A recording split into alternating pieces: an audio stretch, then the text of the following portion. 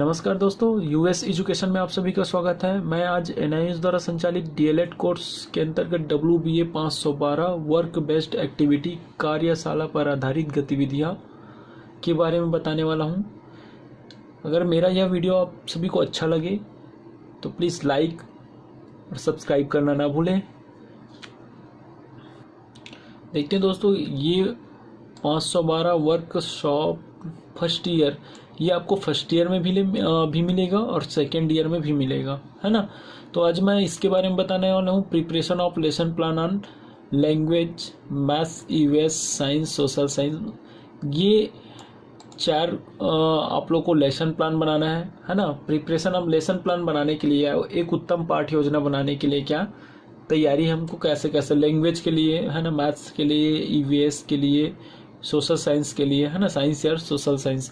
तो एक जो लेसन प्लान रहेगा वो कितने नंबर का रहेगा? 6 नंबर का रहेगा ना। ऐसे ऐसे हमको 4 बनाना है, तो टोटल ये कितने मार्क्स का रहेगा? 24 मार्क्स का रहेगा, है ना। तो चलिए हम फर्स्ट को जो क्वेश्चन है इसके बारे में हम देखते हैं। Question number 1, preparation of lesson plan on language, maths, EVS, social science, science. चलिए देखते हैं। एक उत्तम पाठ योजना बनाने की तैयारी के चरण, मतलब कि ये स्टेप बाय स्टेप होता है। जैसे कि एक हम पाठ योजना तैयार कर रहे हैं ना, तो उसके लिए हमको क्या क्या तैयारी करनी पड़ती है उसके चरण देख लेते हैं। उद्देश्यों को रेखांकित करें। जो हमारा मेन उद्देश्य होता है ना, कोई भी कार्य करने के लिए हमारा क्या होता है, एक एम लेते हैं ना, तो एक उद्देश्य होता है, हम उसको क्या करें, रेखांकित करें। आरंभ का विकास करें। मूल बात का स्पष्टीकरण देना। बच्चे जो सीखे उसे प्रयोग में लाए। समीक्षा, निष्कर्ष और पूर्वावलोकन का विकास करें। प्लान भी तैयार रखें। तो इस प्रकार से ये क्या हो गया, एक उत्तम पाठ्य योजना बनाने की तैयारी के चरण हो गए। तो हम देखते हैं उद्देश्यों को रेखांकित करें, है ना। उद्देश्यों को रेखांकित करें, तो इसमें देखें कि उद्देश्यों को रेखांकित करने से आप कक्षा में प्रवेश करने से पहले अपनी शिक्षण पद्धति पर व्यवस्थित ढंग से सोचते हैं। सबसे पहला चरण ये है कि आप क्या चाहते हैं कि आपके विद्यार्थी सीखें, ताकि पाठ के अंत में उसे कर सकें या करें। कक्षा में प्रवेश करने से पहले निम्नलिखित प्रश्नों के उत्तर जान लें। पाठ का विषय क्या है? आप क्या चाहते हैं कि विद्यार्थी सीखें? आप क्या चाहते हैं जो वे समझें? इस निश्चित पाठ से आप क्या चाहते हैं कि वे अपने में धारण करें? कौन सी रणनीतियों के तहत आप शिक्षण करेंगे? यदि आपके पास पर्याप्त समय नहीं है तो किसे छोड़ा जा सकता है? ये क्या है, हमारे जो उद्देश्य है उसको क्या करें, हम रेखांकित करें, है ना। इन चरणों से आप कक्षा के समय का प्रबंधन कर सकेंगे और समय के अभाव के दबाव के बावजूद सीखने के उद्देश्यों के साथ न्याय कर सकेंगे। सेकेंड पॉइंट देखते हैं, आरंभ का विकास करें। बच्चों में रुचि और विचारशीलता को जागृत करने के लिए अपने विषय का परिचय रचनात्मक ढंग से दें। इन प्रश्नों पर विचार करें। ये आप कैसे जांचेंगे कि बच्चे को विषय के बारे में कुछ पता है या नहीं? विषय को लेकर सामान्य विचार करें, या क्या है जिससे बच्चे इसे समझ सकें। विषय का परिचय देने के लिए आप क्या करेंगे? आप बच्चों को व्यस्त रखने के लिए कई तरीकों का प्रयोग कर सकते हैं। उदाहरण, वास्तविक जिंदगी के उदाहरण, वीडियोस आदि। थर्ड पॉइंट है, मूल बात का स्पष्टीकरण देना। इसके बारे में देखते हैं। अधिक बच्चों का ध्यान केंद्रित करें। अधिक बच्चों का ध्यान केंद्रित करें और सीखने के विभिन्न शैलियों को अपनाएं। आप अपनी गतिविधियों और उदाहरणों को समझाने की योजना बनाएंगे। आकलन करें कि कितना समय प्रत्येक पर व्यय होगा। विस्तृत चर्चाओं और स्पष्टीकरण के लिए समय नियोजित करें, लेकिन दूसरी समस्या पर जाने के लिए तैयार रहें। साथ ही रणनीति पहचानें जिससे बच्चों को समझ आता हो। आपके बच्चों के स्तर के आधार पर आपको थोड़ा पीछे भी जाना पड़ सकता है। सोचें कि आपको कितना पीछे जाना होगा। यदि आप बच्चे को सीधे से बताते हैं कि वे क्या सीखने जा रहे हैं तो निश्चित ही ये आपके लिए उपयोगी होगा। यानी उन्हें अपना उद्देश्य दीजिए। इससे वे कक्षा छोड़ते समय याद रखेंगे कि आज उन्होंने क्या सीखा। पॉइंट नंबर 4 देखते हैं। बच्चे जो सीखे उसे प्रयोग में लाए। जो चीज बच्चे सीख रहे हैं ना, उसको क्या प्रयोग में लाए, है ना।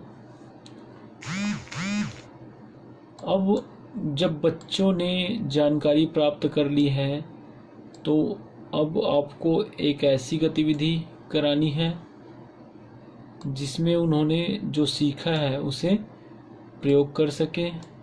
हालांकि पहली बार में संभव नहीं है, इसलिए उन्हें प्रशिक्षण की गाड़ी में बिठाएं।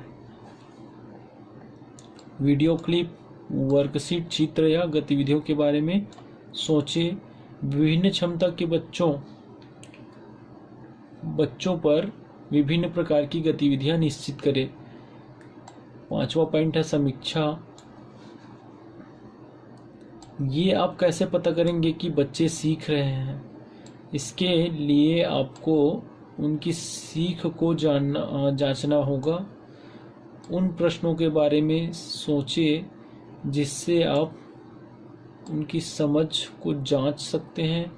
उन्हें लिखें और उनकी संक्षिप्त व्याख्या कर ले ताकि आप विभिन्न तरीके से प्रश्न पूछने के लिए तैयार हो जाए। यदि बच्चे समझ नहीं पा रहे हैं तो जानकारी पर वापस जाए। 6वां नंबर पॉइंट है निष्कर्ष और पूर्वालोकन का विकास करें। कक्षा में पढ़ाई गई सामग्री को देखें और पाठ के महत्वपूर्ण बिंदुओं का सार तैयार करें। आप बच्चों की मदद ले सकते हैं या फिर आप सभी विद्यार्थियों से एक पेपर पर सीखा सब कुछ लिखने को कह सकते हैं। आप बच्चों की समझ को समझने के लिए उनके उत्तरों का सहारा ले सकते हैं, फिर वो समझाए जो बच्चों को समझ में ना आया हो। पाठ के सार के अलावा अगले पाठ के पूर्वावलोकन के साथ पाठ समाप्त करें। इस पूर्वावलोकन से बच्चों की रुचि में इजाफा होगा और अलग अलग विचारों से जुड़कर वृद्ध सोच के साथ जुड़ सकेंगे।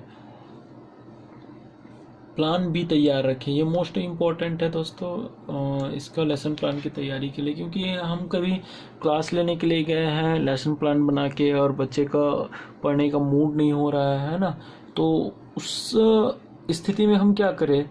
हम उस स्थिति में हम पढ़ाना छोड़ तो नहीं सकते हैं ना, तो प्लान भी कोई दूसरा क्या करते हैं, कुछ तैयार रखते हैं ना। तो ये देख लेते हैं आपके शिक्षक की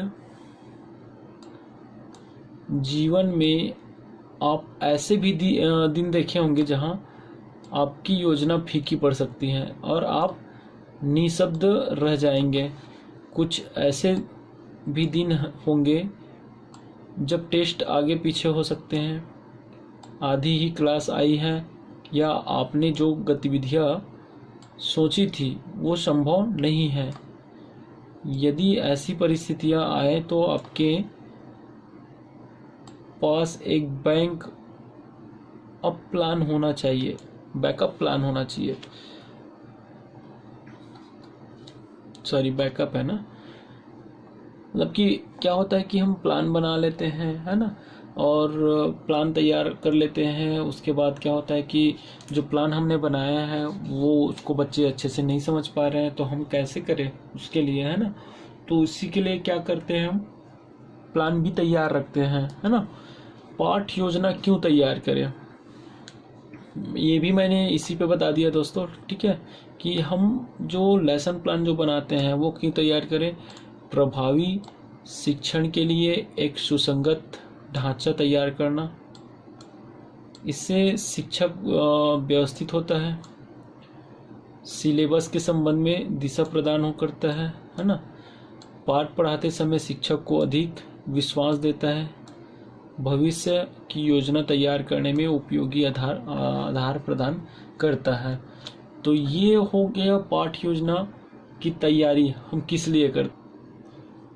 विभिन्न बच्चों के लिए शिक्षक को योजना बनाने में मदद करता है। एक प्रमाण है कि शिक्षक ने पढ़ाने के लिए उचित और पर्याप्त प्रयास किए।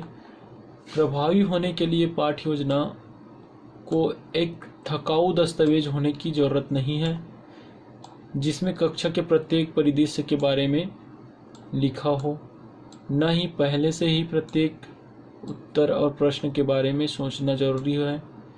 इसके विपरीत पाठ योजना से आपको अपने शिक्षण उद्देश्यों, सीखने के उद्देश्यों और उन्हें पूरा करने के तरीकों की जानकारी होनी चाहिए।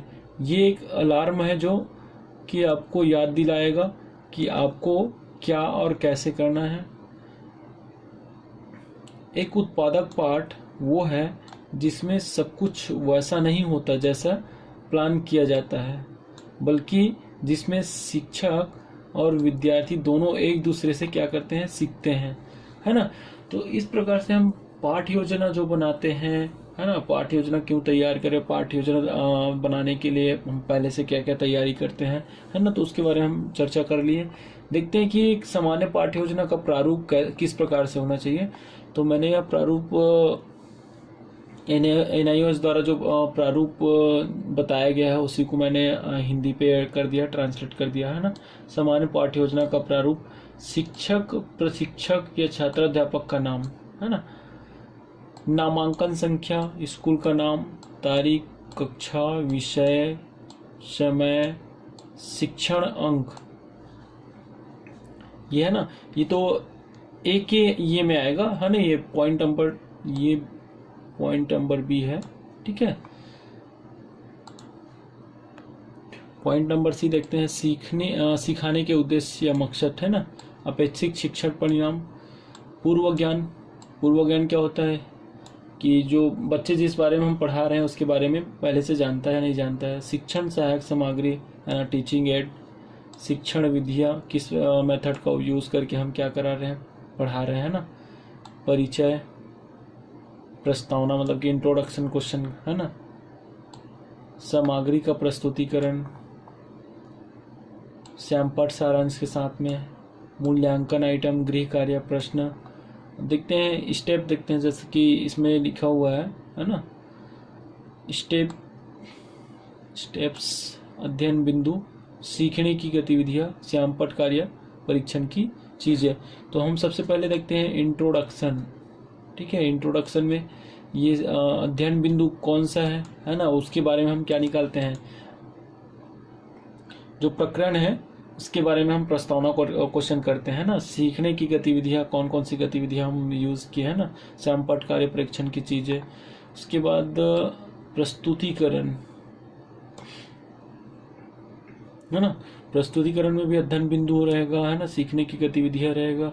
मूल्यांकन गृह कार्य, है ना, मूल्यांकन गृह कार्य। तो ये सारा चीज होने के बाद हम क्या करते हैं, मूल्यांकन करते हैं, गृह कार्य देते हैं बच्चों को, ठीक है। तो ये क्या हो गया, एक सिंपल फॉर्मेट हो गया, है ना। और मैंने मैथ्स का वीडियो जो लेसन प्लान है वो पहले ही डाल दिया है ना।